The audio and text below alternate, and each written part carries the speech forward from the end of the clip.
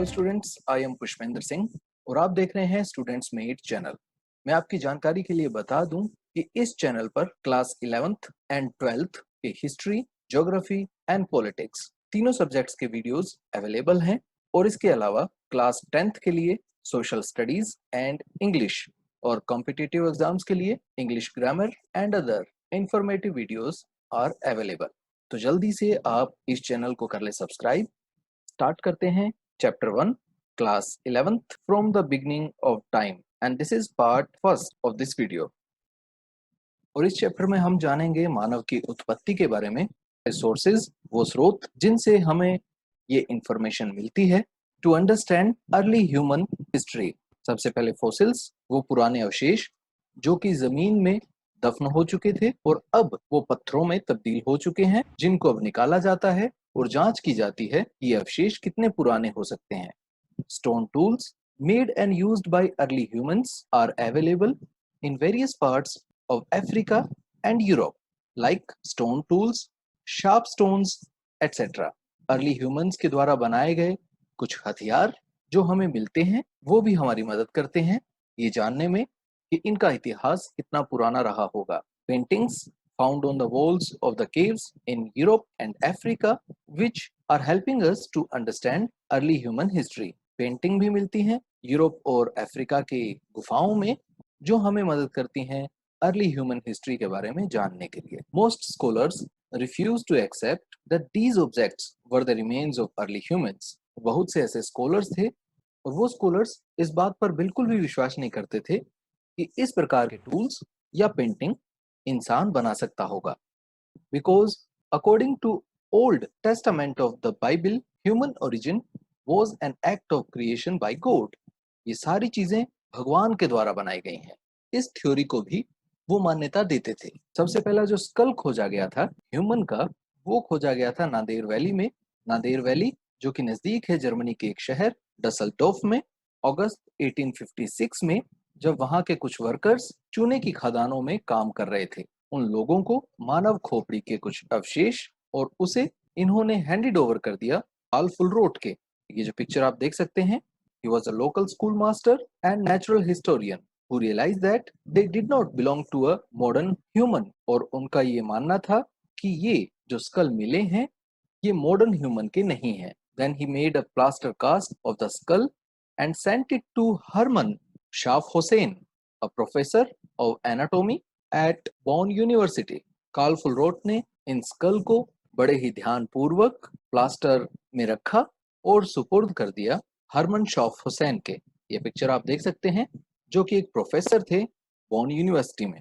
The following year they jointly published a paper claiming that this skull represented a form of human that was extinct. और उन्होंने उसी साल paper publish किया और उसमें ये बताया कि ये जो स्कल इनको मिला है वो काफी पुराने ह्यूमंस का है।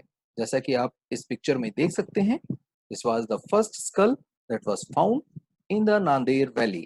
At that time, scholars did not accept this view and instead declared that the skull belonged to a person of more recent times. But later, they accepted it and named as Naderthal Man। जब उनका ये paper छपा तो scholars ने इनकी बातों पर बिल्कुल भी यकीन नहीं किया, लेकिन बाद में 24 नवंबर 1859 को चार्ल्स डार्विन की एक किताब द ओरिजिन ऑफ स्पीशीज छपी और जिसमें ये बताया गया कि मानवों की उत्पत्ति जीव जंतुओं से ही हुई है। तो बाद में इनकी बातों पर गौर किया गया और ये स्वीकार कर लिया गया कि वो स्कल जो नांदेर वैली में मिले थे वो पुराने इंसानों के थे और उसी को नांदेरथल मैन के नाम से जाना जाने लगा।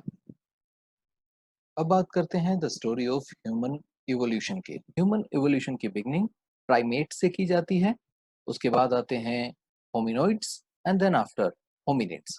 तो सबसे पहले primates between 36 million years ago and 24 million years ago. A category of mammals emerged in Asia and Africa. ये वो पहले मानव थे जो एशिया और अफ्रीका में जिनका विकास हुआ था। Primates, they include monkeys, ape and humans. They have body hair, different types of teeth and the ability to maintain a constant body temperature। इनके बाद आते हैं hominoids between 24 million years ago and 5.6 million years ago तक।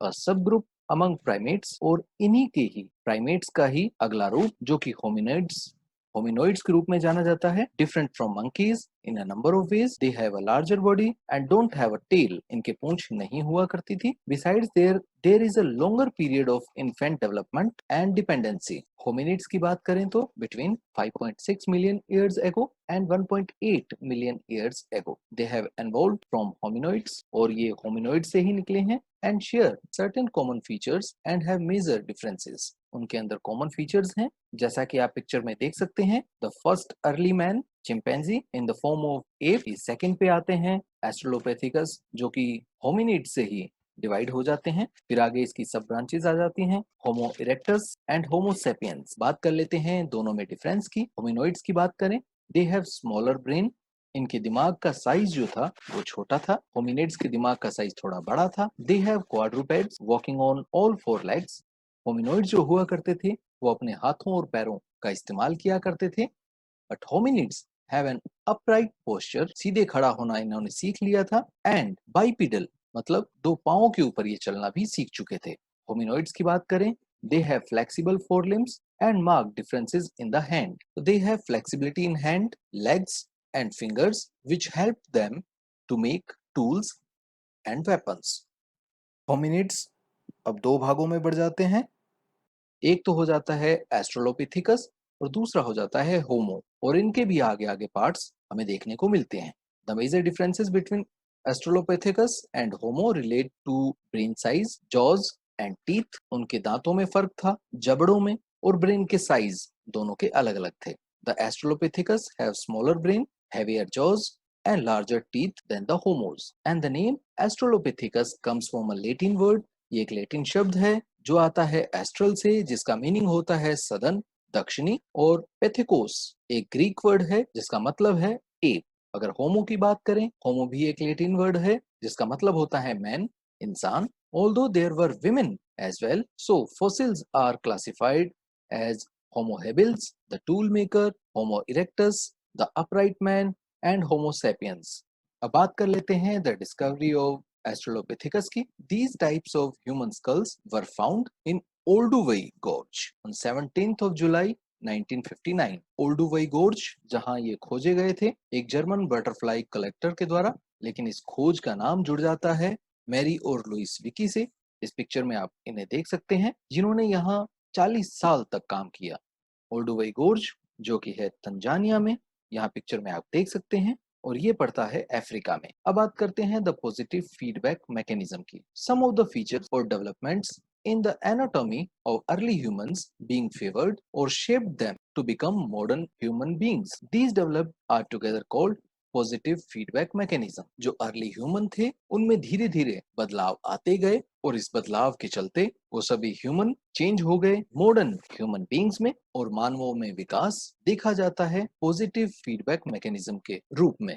बाइपेडलिज्म और upright walking, ये जो humans थे वो अब सीधे खड़े होना सीख चुके थे, जिससे इनको शिकार करने में काफी आसानी होती थी। फ्लेक्सिबिलिटी इन हैंड्स, अपने हाथों की उंगलियों का इस्तेमाल वो कर सकते थे अपने बच्चों को उठाने के लिए, और आसानी से भागने के लिए भी वो अपने हाथों का इस्तेमाल किया करते थे। Growth in the size of brain, brain के साइज में बढ़ोतरी होने से वो ज्यादा सोचने लगे थे, मेमोराइज करने लगे थे, प्लानिंग करने लगे थे, और डेवलपमेंट की ओर अग्रसर थे। Visual surveillance improved in early humans, it favoured for a long distance walking. दूर दराज के इलाकों को वो कवर कर सकते थे in search of food, find animals and many more works. अब टॉपिक आता है द रिप्लेसमेंट और रीजनल कंटिन्यूटी मॉडल थ्योरीज और the centre of human origin. अब हम ये देखते हैं कि ह्यूमन बींग्स का ओरिजिन सही रूप में कहाँ रहा होगा, अफ्रीका में, एशिया में, या फिर किसी और कंटिनेंट में। The issue of the place of origin of modern humans have been much debated by the scholars, और ये डिबेट का ही हमेशा से इशू रहा है। इसी पर आधारित है ये दो theories, the regional continuity model theory with multiple regions of origin. इस थ्योरी के मतानुसार ये माना जाता है कि ह्यूमन बींग्स का ओरिजिन जो हुआ होगा वो अलग अलग क्षेत्रों में हुआ होगा। And the second theory is of the replacement theory with a single origin in Africa. और ये थ्योरी मानती है कि ह्यूमन बींग्स का ओरिजिन एक सिंगल ओरिजिन है जो कि रहा होगा अफ्रीका में। तो सबसे पहले बात कर लेते हैं the regional continuity model theory की। The Homo sapiens originated in different regions. इस थ्योरी के अनुसार जो होमो सेपियंस थे उनका जन्म विभिन्न इलाकों में रहा होगा, कंटिनेंट्स में रहा होगा, and gradually evolved at different rates in modern humans. The theory is based on the regional differences in the features of present day humans, such as color of skin, height, color of hair, etc. और इस theory की माने तो ये हमें बताती है कि इंसानों का रंग, उनकी हाइट, उनके हेयर कलर अलग अलग हैं, इसलिए उनका जन्म अलग अलग इलाकों में रहा होगा।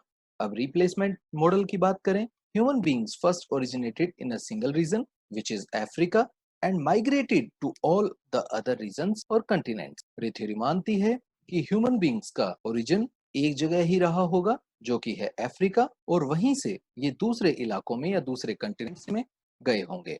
Those who support on this view take the evidence of the genetic and anatomical homogeneity of modern humans, such as 2 hands, 2 legs, 5 fingers, 2 eyes, 1 mouth, etc. और जो स्कॉलर रिप्लेसमेंट मॉडल को मानते हैं वो एविडेंस के तौर पर ये रखते हैं कि इंसान जेनेटिक तौर से एक जैसा ही दिखता है, जैसे कि उसके 2 हाथ, 2 पैर, 5 उंगलियां, 2 आंखें, एक मुंह, etc.